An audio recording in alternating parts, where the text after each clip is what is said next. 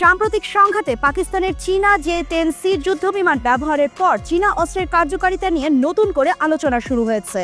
পাকিস্তান দাবি করেছে যে তাদের J-10C বিমান গত সপ্তাহে ভারতীয় বিমান বাহিনীর 5টি যুদ্ধবিমান ভূপাতিত করেছে, যার মধ্যে ফ্রান্সের নির্মিত রাফালও রয়েছে। যদিও ভারত এই বিষয়ে কোনো মন্তব্য করেনি, তবে এই ঘটনার পর J-10C বিমানের প্রস্তুতকারক চেংদু এয়ারক্রাফট কোম্পানির বাজার মূলধন 1/4-এরও বেশি বৃদ্ধি পেয়েছে।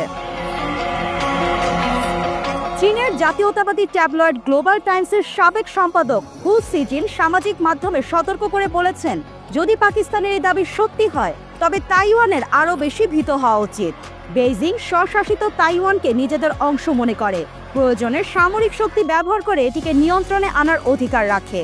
তাইওয়ানের সামরিক think tank institute of national defence and security রিসার্চের সহযোগী গবেষক শু সিয়াও হুয়াং জানিয়েছেন, তাইওয়ান ঘনিষ্ঠভাবে এই সংঘাত পর্যবেক্ষণ করছে। চীনের প্রেসিডেন্ট শি জিনপিং বিশ্বের বৃহত্তম সামরিক বাহিনীতে আধুনিকরণের চেষ্টা চালাচ্ছেন, তবে পিপলস লিবারেশন আর্মির কিছু দুর্নীতি সংক্রান্ত কেলেঙ্কারি তাদের যুদ্ধ প্রস্তুতি নিয়ে প্রশ্ন তুলেছে। তাইওয়ান আক্রমণের ক্ষেত্রে PLO এর রকেট ফোর্সের ভূমিকা অত্যন্ত গুরুত্বপূর্ণ। J-10C বিমানের কথিত সাফল্য সেই সন্দেহ কিছুটা হলেও দূর করতে পারে, তবে এই বিমান মার্কিন F-16 এর মতো যুদ্ধবিমানের বিরুদ্ধে কতটা কার্যকর হবে তা এখনও অনিশ্চিত। ভারতীয় ভূখণ্ডে চীনা বিমান থেকে আকাশে নিক্ষেপণযোগ্য PLO-15 ক্ষেপণাস্ত্রের কিছু অংশ খুঁজে পাওয়া গেছে, যা এই ক্ষেপণাস্ত্রের প্রথম যুদ্ধের কার্যকারিতা প্রমাণ করে। শব্দের চেয়ে 5 গুণ বেশি গতির এই ক্ষেপণাস্ত্র পশ্চিমা ক্ষেপণাস্ত্রের সঙ্গে প্রতিদ্বন্দ্বিতা করতে সক্ষম। চীন বিশ্বের 4র্থ বৃহত্তম অস্ত্র রপ্তানিকারক দেশ, তবে তাদের প্রধান ক্রেতা পাকিস্তান সহ উন্নয়নশীল দেশগুলো।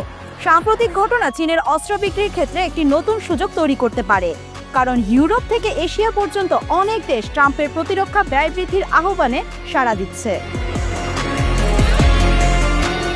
ব্লুমবার্গে S Rajaratnam school of international স্টাডিজের চীন প্রোগ্রামের সহকারী অধ্যাপক জেমস চার মনে করেন, চীনা অস্ত্রের কদর বিশেষ করে গ্লোবাল সাউথে আরও বাড়তে পারে। অনেক উন্নয়নশীল দেশ মার্কিন অস্ত্রের প্রতি আগ্রহ দেখাচ্ছে, তবে তারা চীনের সঙ্গে তাদের বাণিজ্যিক সম্পর্ক বজায় রেখে চীনা অস্ত্র কেনার বিষয়টিও বিবেচনা করতে পারে। স্টকহোম ইন্টারন্যাশনাল পিস রিসার্চ ইনস্টিটিউটের তথ্য অনুযায়ী 2000 থেকে 2004 সালের তুলনায় 2022 থেকে 2024 সালে চীনের 5 বছর মেয়াদী অস্ত্র রপ্তানি 3 গুণেরও বেশি বেড়েছে। ম্যাসাচুসেটস ইনস্টিটিউট অফ টেকনোলজির নিরাপত্তা গবেষণা প্রোগ্রামের পরিচালক এম টেলর ফ্রাভেল মনে করেন, J-10C মূলত আকাশ যুদ্ধের জন্য তৈরি। রাফাল বহুবিধ মিশনে সক্ষম, তাই বিশেষ পরিস্থিতিতে J-10C রাফালের চেয়ে সুবিধা পেতে পারে। এই সংঘাত এবং চীনা অস্ত্রের সাফল্য আন্তর্জাতিক স্তরের সামরিক সরঞ্জামের সমীকরণে একটি নতুন পরিবর্তন আনতে পারে।